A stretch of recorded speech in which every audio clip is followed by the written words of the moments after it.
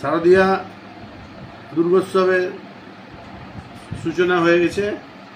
আমার শুধু এইটুকুই বলার যে আপনারা প্রতিমা দর্শন করুন, আনন্দ করুন, কিন্তু একটা সীমার মধ্যে সব কিছু যেন থাকে। কেউ মদ্যপ অবস্থায় প্যান্ডেলে বা বাইরে ঘোরাঘুরি করবেন না।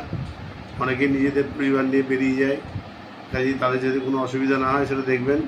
প্রশাসনও আছে দেখার জন্য। আর গাড়ি ঘোড়া খুব নিয়ন্ত্রণের মধ্যে চালাবেন। গাড়ি ঘোড়া অনিয়ন্ত্রিতভাবে চালালে মানুষের অ্যাক্সিডেন্টের একটা ভয় থাকবে, কাজে সেটা আপনারা লক্ষ্য রাখবেন। বিশেষ করে ইয়ং জেনারেশন যারা খুব দ্রুত গতিতে গাড়ি চালায় তাদের কাছে এটা আমার অনুরোধ।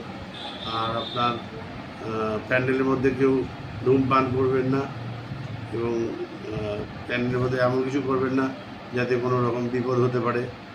আর আপনারা পুজো উপভোগ করুন, 4 দিন আনন্দে কাটান, এটাই আমি কামনা করব। আর রাস্তাঘাটের অবস্থা খুব ভালো নয়, তাই সাবধানে গাড়ি চালাবেন, এটাও আমার বলার।